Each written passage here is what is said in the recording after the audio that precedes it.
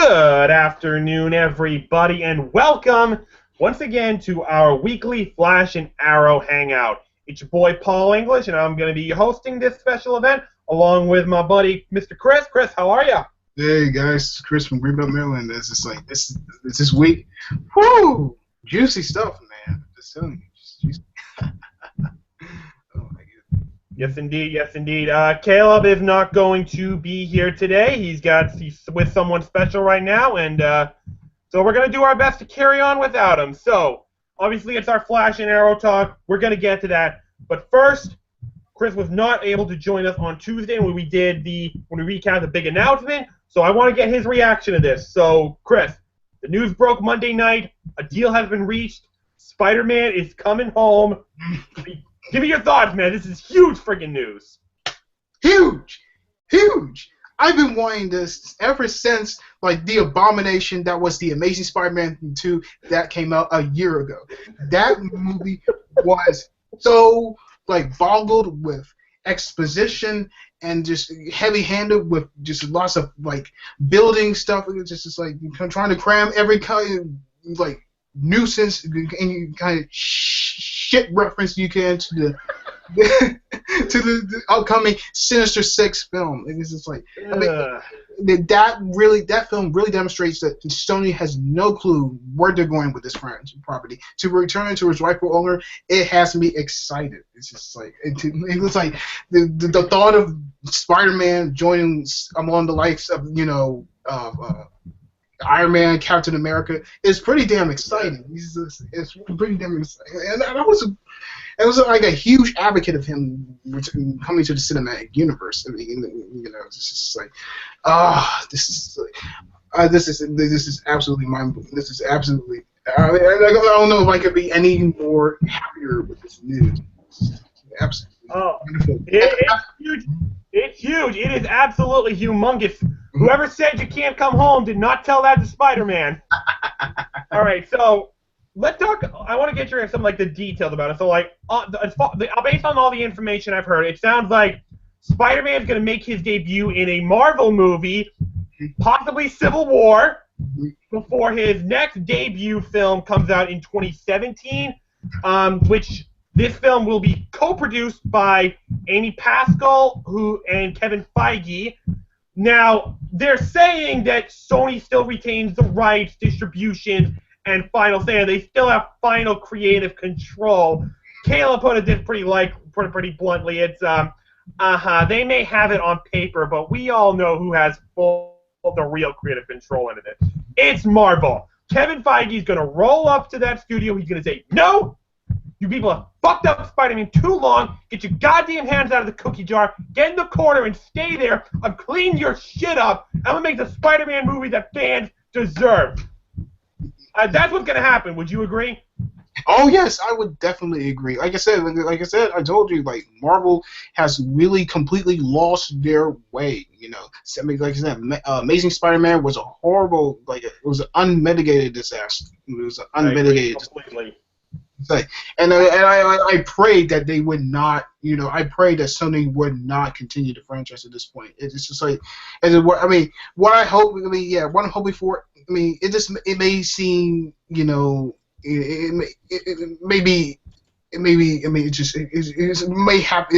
bound to happen along the line. They may do the origin story over again. We've seen this a couple times, like with previous Spider-Man film adaptations. It's kind of worse than But what I want to see, is kind of his origin present. If he's going to be in Civil War, I want to see his origin presented in that film. I mean, maybe just a couple of flashback scenes, a little bit of details of how he wanted to wear the costume and all that stuff. Just really long those lines, As for who I want to play Spider-Man, Asa Butterfield, who was in films like Hugo and Ender's Game, that's the perfect choice. He, I think, completely will embody the character. People say Logan Lerman or someone along that sort, but I think Asa is like for me, he's the perfect candidate. Well, I was actually going to ask you that because Kayla brought this up that Captain America's Civil War is scheduled to begin filming in April, like a month and a half away. So if Spider-Man is going to appear in it, they better get a casting, and we're going to get a casting announcement very soon. And according to a report I read a couple days ago, 2 finalists have emerged to play Spider-Man. One of them is Logan Lerman, who's actually my #1 pick, the guy that I want to see play Spider-Man. And the other guy is Dylan O'Brien from MTV's Teen Wolf. They're finally, because they're both very young. They're only 23. They have a lot of experience in acting. Now, I don't know much about Dylan O'Brien. I've never seen Teen Wolf. It didn't interest me. But I do know Logan Lerman's background. I enjoy the Percy Jackson films. Yeah. So I know he's got the physicality to play Spider-Man. Not necessarily the best-looking guy out there, so we could pull off the nerdy Peter Parker, high school Peter Parker look. So, I mean, those are the 2 finalists that I'm hearing emerging. If that is the case, which one would you rather see? Well, I never heard of Dylan O'Brien. I'm with you. I'm in the same boat. I've never heard this actor. I don't think I've even seen him before. But Logan Lerman, yes, I'm familiar with him from the Percy Jackson films. He kind of seems like a genuine fit. You know, he just kind of embodied the nerdiness of Spider-Man. The nerdiness of Peter Parker and the snarkiness of Spider-Man. It seems like a perfect fit. You know, I mean, I would, like I said, I would have gone with Ace Butterfield, but I wouldn't cry over it. I would be perfectly fine with it, with Logan Lerman coming to just donning the role. I'm all for it. Yes, indeed. Now, okay, so one final Spider-Man thing before we move on to Flash and Arrow. Obviously, a lot of people are talking about, who should direct it? I'm hearing quite a number of names. I'm hearing, like, something said Joss Whedon should do it. I can't believe someone actually had the goal to say Michael Bay should direct it. Fuck no. What? Keep his dumb ass out of there. But who the fuck had that kind of event? A total idiot. That's who. What the? Oh, no. Oh, so anyway, okay. Let me get this one out of. Who would you? I have a couple names of who I'd like to see direct this movie. I mean, let me get this one out of the way because I know it's never going to happen. A Chris Nolan directed Spider-Man film will be pretty cool. And now that I got that out of the way, I would actually like to see Sam Raimi come back and direct these films. I love the first 2 Spider-Man films. It's not his fault Spider-Man 3 sucked. Too many hands in the cookie jar. That was the problem. So. I mean, that's just me. That's someone I'd like to see do it. What about you? You got any names of who you would like to see direct the new Spider-Man solo film? I want to see. I'm going to be on board with Christopher Nolan directing Spider-Man film. I mean, it's not really his cup of tea. He's known for more naturalistic type of stories. You know, with kind of a realistic flow. Sam Raimi, though he did well with the first 2 Spider-Man films, I believe he ran his course with this court in terms of bringing the character to the screen. You know, yeah, you're right. Spider-Man 3 was not his fault. A.B. Arad, he's basically the one responsible because he's basically strong-armed him into getting Venom into it. You know, and the bad news is A.B. Arad will be executive producing this film. Good God. But there's 3 names that come to mind for me. Josh Trank. For who's directing Fantastic Four? Yes. If anything does not fall through that, you know, if it doesn't ball well for that, I would see him, you know, as a perfect candidate to helm this project. You know, and seeing what he's done with Chronicle, I feel a Spider-Man film directed by him would be a perfect match. You know, he seems to understand the superhero genre. I mean, he has a reverence and respect for it, especially with somebody like Spider-Man. You know, I think he would. You know, I would mostly, you know, most of all would look forward to an interpretation by him. The second choice would have to be Matt Reeves, who directed Chronicle, and of course directed the first Planet of the Apes film, Rise of the Planet of the Apes. You know, I felt that he can really wrestle his acting chops on this. There was another one I wanted to choose. I forgot the name. I mean, yeah, but those are the 2 that really come to mind. You know, I think one of them should be best to handle this next Spider-Man film for Marvel. I think regardless of who directs it, who's going to be made, I think we're all just excited that Marvel finally has their hands on this. Mm-hmm. Sony says they still got it. We all know that's bullshit. It's Marvel's movie. Mm-hmm. So I think we're all just excited that Marvel has it. All right, so thank you for giving me your thoughts on Spider-Man. Like I said, I wanted to get your reaction because you couldn't join us on Tuesday. All right, let's move on to the main topic of our episode today, and that is Flash and Arrow. Let's recap these episodes because they were both phenomenal episodes. So let's start with The Flash. Wow, this was a great episode. I just add a little bit of everything to it. What did you think about it? Oh, I thought it was absolutely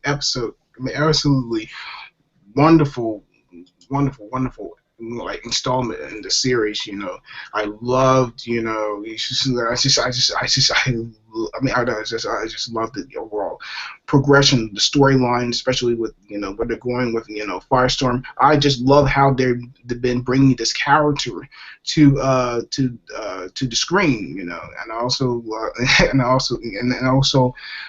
it was a genuine twist in the storyline. Man. Yes. Those bastards teasing us with time travel. Oh my god. Oh. I'm telling you, right? If they wind up unleashing like a Flashpoint Paradox story arc for like to close out the season, I am going to lose it. Because I love that movie. I have that movie. It's a great movie. And if they unleash some kind of story arc like that, I'm gonna lose it. I'm gonna be so giddy. I'm gonna be so happy with that. Yeah, there seem to be indications that they may be going to that direction. Especially, I don't know. Maybe it could be too big for television, but I'm not actually sure. But I'm easily excited to see where they go with this. Especially at the end, where we have the Clancy Brown character coming into things as far as, and of course, I want to know all about that. All right, so let's talk a little about Ronnie's Caitlin's fiance's predicament. Poor Ronnie having two minds in the same body, and the solution they come up with, all that stuff. I mean, interesting plot line. You think this is gonna lead somewhere? Because I know that in the comics, Caitlin winds up becoming Killer Frost. Do you think that's some kind of like stepping stone that's going to lead her down that path, knowing her fiance's alive, but she's in this kind of trouble? I mean, do you think that's going to lead anywhere? Maybe not at this point. I'm not sure they're ever going to, I'm not sure, Caitlin Snow does become Killer Frost in the comics, the villain. And because we know Cisco Ramon's going to become Vibe in another character from the comics. At this point, I think they're really focused. I think they're really. I mean, in the next episode, they're probably going to wrap up the whole Firestorm storyline. I'm not. I mean, maybe somewhere, maybe later in the season, maybe next season, they may be doing something. Maybe. Beginning the transition of her becoming Firestorm. I think they're really focusing on the Reverse Flash storyline and how they're going to wrap that up. That's. I mean, I think that's what they're focusing on at this point. But I wouldn't be surprised that maybe she'll become Killer Frost. Mm-hmm. All right, let's get to the topic that kind of actually intrigued me the most. Mm-hmm. Was Iris trying to sabotage Barry's relationship with Linda, her name is? That's what it looked like. I'm like, whoa, wait a minute. Iris, you have Eddie Thrawn or whatever his name is. Why are you trying to sabotage Barry? Are you jealous? She's kind of jealous, like, especially that moment in the episode, like, she's like, what? I mean, but Linda is hot. There's no. Dude, hell yes, she is. Barry's got himself a catch right there. I especially love that scene in the apartment. They're making out. Barry just vibrates. I'm like, what happened if they wind up going all the way? He's like, oh my god, I gotta run. Okay, that's gonna create a little complication. Oh yeah. Oh. But I did love that scene where, at the end, we were talking about it. Barry is just trying to get her to go on another date. If you do not go on another date with me, I'm going to eat this super hot chili. You're bluffing. No, I don't. Like, okay, this guy's good. That was a great moment in the episode. I liked how that was I liked how that was played. But one of the highlights for me is in the episode is the interactions, the relationship between Cisco and Joe. Yes. That's what really, that's one of the things that was best.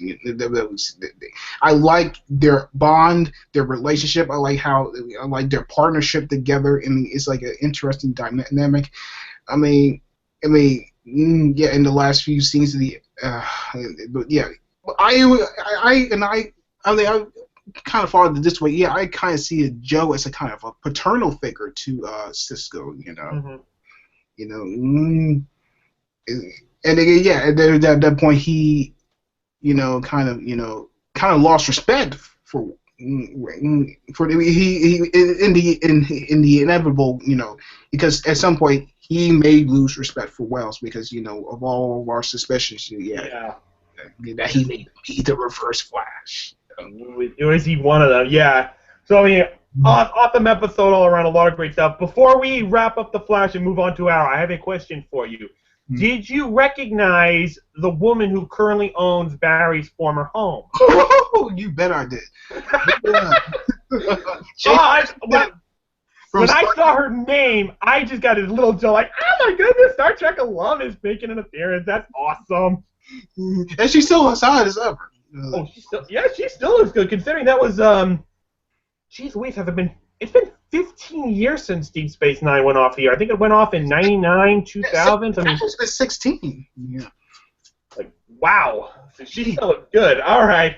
Yeah, that was a nice little fun nod. I enjoyed seeing her. All right, so let's move on to Arrow. And holy shit, what an episode that was. I mean, just the action sequences were great. We all noticed, but I mean, just the drama and the conflict that's going on, my jaw was dropping the entire way through. So we're going to get into specifics in this one. We have to get into specifics with this one. But first, overall impression of the episode, what did you think? I thought this was a stronger episode than last week's episode. There was a real, genuine amount of suspense. The action kicked ass in this episode, man. Yes. It was great to see Katie Loyce again as Sarah. Oh, I miss her so much. Yeah, I miss her too. I was so sad when she died, so it's nice to have her back. I've seen her again. Goodness. I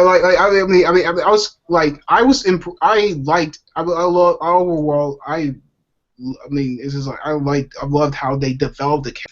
I mean, she's kind of been a woman who's been down for luck, but through these episodes, she's been able to stand on her own 2 feet. I mean, she's not the same woman that's was an alcoholic and a drinker. She's somebody who's able to, get back on her own 2 feet, kind of rebuild herself, Yes. In this episode. All right, so let's get to a few specifics. Now, the first one I want to get to. We were all talking about how long is Ollie going to keep this secret from her? How long is he going to be able to do it? Yeah. Well, it ain't no secret anymore. Oliver tells Thea that he is the Arrow. Mm-hmm. My jaw dropped the first of many times during this episode. What stunned me the most was that how well she took it. I thought she was going to flip. She was going to surprise me. Him. Yeah. Instead, she's like, "My brother's a superhero." I mean, that was the thing that stunned me the most, with how well she took it, like how she realized that what everything's done. So, what was your reaction during that little moment? One of complete, genuine surprise. You can expect, like, in these kinds of moments, in these kinds of TV series and films, that when the secret identity when a superhero's secret identity is revealed to a loved one, you can expect, like, it's like, how come you didn't tell me this the whole time? And it's just like. I was like, why did you tell me you didn't complete what was wrong with you? It was like you're in over your head out there, It's just like I liked that he finally had to, lift that weight off his chest. He's able to finally tell her, like what he's been doing all this time, Mm-hmm. And then Thea, she kicked ass in this episode, Yes, she did. I really liked her in this episode. She's when the show started, I was not impressed with her at all. She was one of my least favorite characters, but she has grown on me a lot, especially this season. I really like Thea in this season. absolutely. All right, so let's talk about Oliver and Laurel. Obviously he starts off being pissed at her, like, what are you doing? You're way over your head. You know, I gotta be honest with you, I'm getting a little sick and tired of that whole routine. Yeah. I'm not gonna lie, it's like, Oliver, she wants to, help you out and protect the city. Listen, I hate to tell you this, you need all the help you can get, all right? Yeah. This is what you've started. You've inspired people to defend this city. You're not the only person out there. So you got to deal with it. One way or another, she's not giving up the suit. She ain't giving up the mask, the baton, or nothing. She is Black Canary. So, I mean, what did you think about that evolution of their characters throughout their conflicts, their discussions in this episode?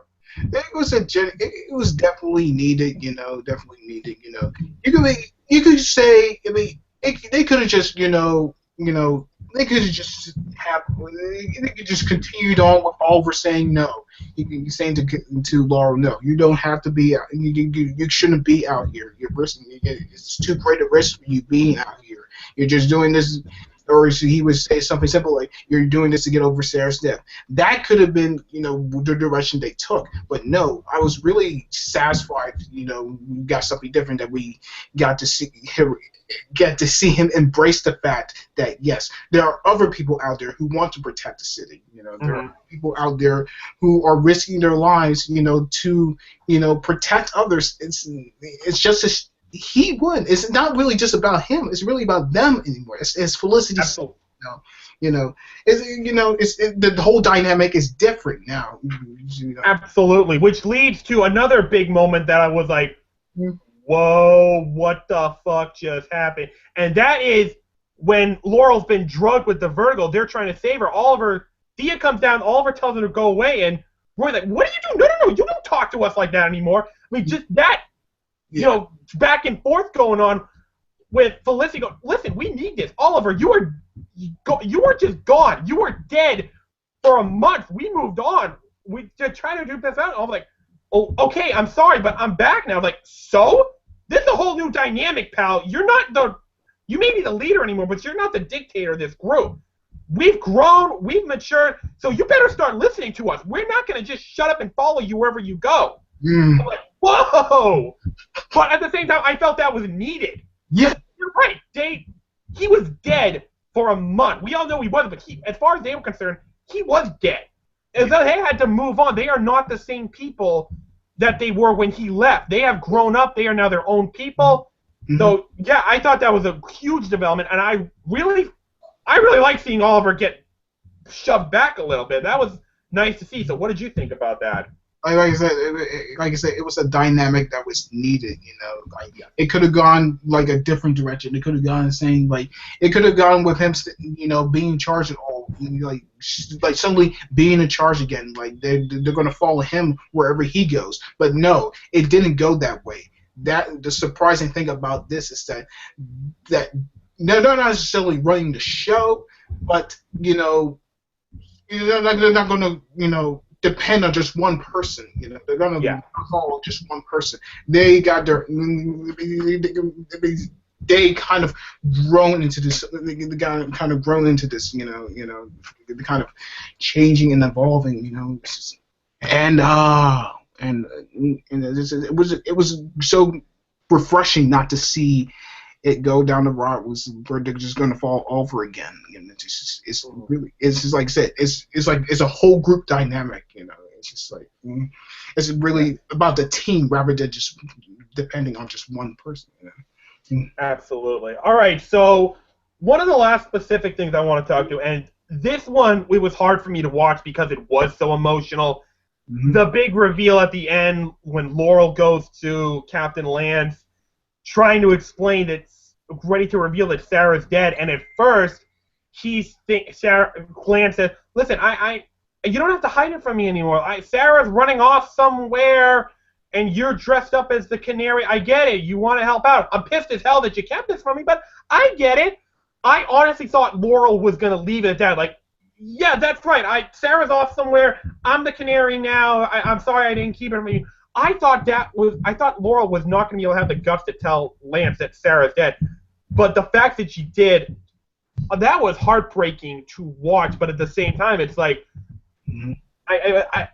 wow, that was hard for me to watch just because it was so emotional, and I was stunned that Laurel actually did tell him that Sarah's dead. That took some serious guts on her part. So, what did you think about that? Was that hard for you to watch just because it was so emotional? The scene, yes, it was a bit heavy, because Sarah's been dead, from the beginning of this season. Sarah has, Sarah unfortunately died in the hands, Clea, due to the control her father had over her. Yeah, he's a bit of a. I can't say nothing about that fool at this point, But yeah, it was gut wrenching to watch, and just like I commend, the performance, commend Katie Cassidy and Paul Blackthorne for just a very heartbreaking scene. It just absolutely. It delivered the crushing weight of the knowledge of her death. It's just in the an utterly believable way. I thought that scene was well acted, and I just commended her for finally being able to tell him the truth, because this is something you can't really keep for your loved ones. They have to know. Have to have knowledge of what happens to their loved ones. And they did that beautifully. That was a well acted scene from both of them. Absolutely. All right, so I hate to end things on sad notes, so let's do a little. Let me ask you a couple of questions. How is it that Lance can figure out Roy's secret and Laurel's secret, and yet it's been 2.5, 3 years, and he still has no clue Oliver Queen's the Arrow? What? How did he not figure this out yet? Yeah, figure it out, man. There he is! Hey! Bob! What's up, Isn't that Gretchen? It is indeed. Oh, once you know, guys. Hi. Hey, what's up? How are you? Welcome. Gretchen, welcome. Fantastic, guys. Talking Flash and Arrow, you really need to watch Flash and Arrow. Seriously. I probably should. Yeah, you should. Stop watching Supernatural for 9,000 times. You watch Supernatural. Don't talk about us watching. I'm just kidding. Supernatural. I ain't never seen it, man. It's good. So, guys, what's up? We actually just finished up, but I mean, since you're here, we started this by talking about the recap of the news about Spider-Man joining the MCU. I wanted to get Chris's reaction. So, Caleb, let me go back to there for you. Chris and I were talking about this. According to a report I read a couple days ago, 2 finalists have emerged for the role of Spider-Man: Logan Lerman and Dylan O'Brien from Teen Wolf. Now, I don't know Dylan O'Brien. I do know Logan Lerman. What do you think about that? He was in Maze Runner. What? Logan Lerman. Yeah, I know. He's Percy Jackson. I know him. Dylan O'Brien was in Maze Runner. Okay. Yeah. Logan Lerman for sure. I mean, come on now, dude. The guy has so much talent, dude. He has a lot of charisma. Definitely Logan Lerman for sure. All right. I just happy Spider-Man's back home in the Avengers, man. Yeah, we all are. All right, so let's move on to Flash real quick. What'd you think of that episode? This week's episode of Flash was fantastic. I loved it. Because they did what I've been asking them to do for weeks, Paulie. Mm-hmm. They gave us story. Yes. They gave us Firestorm as the main story, but you knew it was coming. My favorite part about the episode was the reverse Flash stuff that we got in the episode. That was awesome. Oh my god! And then you find out that it was Barry from the that was him. That he had time traveled. Yeah. Mm-hmm. That just blows my mind. That was my favorite part of it. But they gave us story on top of story, and I loved it, dude. I love this week's episode. I think it's close to the mid-season finale. It's very close. Yes, I loved it. I loved every second of it. I thought it was fantastic because it wasn't filler. Thank God. I'm tired. Yes, it was not. It was absolutely not. It was actually significant to the story. I want to get your thoughts on this little love triangle that's going on. Is Iris jealous of Barry and Linda? Like, is she trying to sabotage that relationship? And for why? I mean, Iris, you have Eddie. Why do you care who Barry dates? You know, this episode got a little steamy, Paul. This episode got a little steamy. You know, like Greg Gustin and Linda Park. Goddamn. And Barry leaving, man. Like, well, I guess I gotta go save people. You know, sex or I save people. Save people. I'd rather pick sex, but I guess I have to pick saving the people. What did you think about Barry eating that super hot chili pepper to get Linda back? Like, I thought that was cool. Hey, listen, he did what he had to do. You know what? Yes, indeed. Oh, he went the extra mile, man. He really likes his girl. Iris ain't giving him no play, so he's like, all right, I'm a ride with this Linda girl. And you know what? I like Linda because she's strong, but you know she's a strong woman. You know she's not like Barry. I'm gonna drop you because you just left me hanging at your house. Yeah. Like you can see your way out, right? Okay, you know, like it just. I don't know. I like this episode. I liked all the characters. Iris is still the worst character on the show, but she was pretty good in this episode. Like she wasn't terrible. No. So, I had a lot of fun with it. We were talking about like if they wind up doing like a Flashpoint Paradox style story arc to wrap up the season, I would lose it because that would just be so exciting. What do you think? You think that's what they're leaning toward? Yeah. I'm pretty sure. Yeah. He is gonna time travel in episode 15. When the new Weather Wizard comes in. So he's gonna accidentally time travel. That time travel is gonna become a huge thing at the next part because the next week's episode he's gonna learn that he's that he went back in time.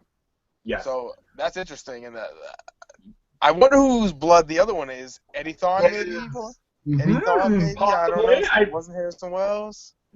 I do not know. That's an interesting thing we will get to. All right. So did you get a chance to watch Arrow, and what did you think about that? Canaries. Finally, we're done with the Black Canary garbage, but I liked watching Laurel get her ass whooped. That was nice. Oh, boy. Dude. Sorry. You need to get over it, man. Listen, she's Canary. It ain't changing. You're like John Campea. She was fine. I'm not like Campea. I'm not going to stop watching the show because she's Black Canary. I thought it was a good episode, though. I like the whole dynamic that Team Arrow has now that Oliver's back, but they're kind of more independent, you know, if that makes sense. Yeah, because we were talking about the whole. Oliver, you were dead. Yeah, we moved on. You know, you can't boss us around anymore, so deal with it. Right. Yeah, I like that whole conversation going on. What did you think? I mean, I liked it because it makes sense, you know. Yes. So one of the things there are a lot of things that shocked me about this episode. One of them was the moment when Oliver reveals to Thea that he's the Arrow. I was surprised by how well she took it. What did you think about that? Dude, I thought it was fantastic. I thought it was well, you know, I was surprised, man, because she wasn't angry. I thought she was gonna be all pissed off. I was like, likewise, she wasn't angry, you know, I thought that's what was gonna happen, but I was happy with the release. And finally, Captain Lance knows that his daughter's dead. I know. I'm going to ask you. That was a heartbreaking scene. Hard for me to watch. What did you think?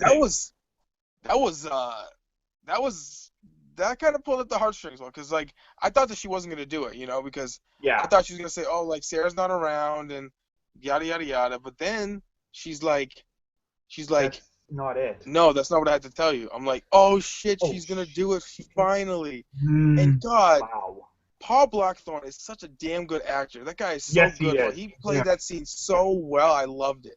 Oh my God. Every second of that scene, I thought it was fantastic. Oh my God. But yeah, Arrow was good. I mean, I didn't come close to The Flash in my opinion, but it was still a good episode. I'm excited for next week's episode called Nana Parbar. Yes, the return of Deathstroke. Yes. Oh no, wait, no, yeah, it's called The Return. Sorry, bro. I did. It's called The Return. Yeah. So I mean, I'm excited though. I think it's gonna be good. I think it's gonna be great. I I like what the shows are going. After last week was kind of rough. This week definitely got back on track. Flash really surprised me. I hope next week is even more story because we're starting to ramp up. We're starting to ramp up to the end of the season. Yep. We need more story because I didn't get any story for the first 9 episodes. Yes, indeed. Yes, indeed. Is there anyone want to bring up anything else about these episodes? Anyone else got any final thoughts about it? No, they were fantastic though. Yeah, they were. I just loved them. I thought it was a great week for them. Yeah, great week for these shows. Great week. It was just fantastic. It was refreshing, man. And Flash really got me. I thought it was gonna be more filler because I'm so tired of the villain of the week. Yeah, throw him in the jail. That's it. That's a great episode. No, we got and we got our General Eiling coming back for Firestorm. Excited for that. So and I think we're gonna get Firestorm in the costume soon. So that's pretty sweet. That'll be nice. It's a shame that you don't watch Gotham or Agent Carter because those shows are getting damn good, man. Agent Carter this week blew everything out about the last few weeks of episodes, man. Oh yes, Agent Carter is unbelievable. I can't wait till Agents of S.H.I.E.L.D. comes back though. Oh my god. Oh, man, Agents of S.H.I.E.L.D. That's gonna be so much fun when it comes back. I can't wait for that. March 3rd can't come soon enough. All right, guys. We've wrapped up it so far. Chris, as always, man, it's a pleasure talking to you about these shows and about everything else. Absolutely, man.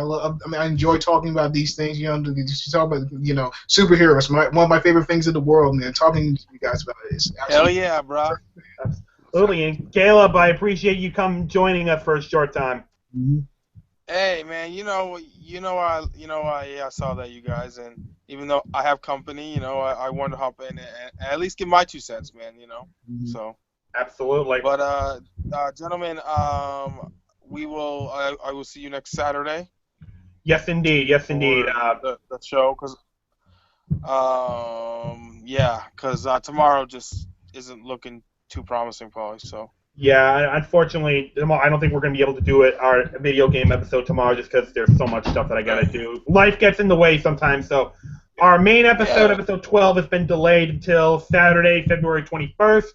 So we apologize about that. Sometimes life just gets in the way. But for that episode, we will be counting on our top 10 favorite video games of all time. Hope everyone's looking forward to that. And if nothing else, we will see you guys next Thursday or Friday for another recap, and then on to the 21st for our video game special. So, guys, thank you very much for watching. This has been our Arrow Flash recap special. Have a great day.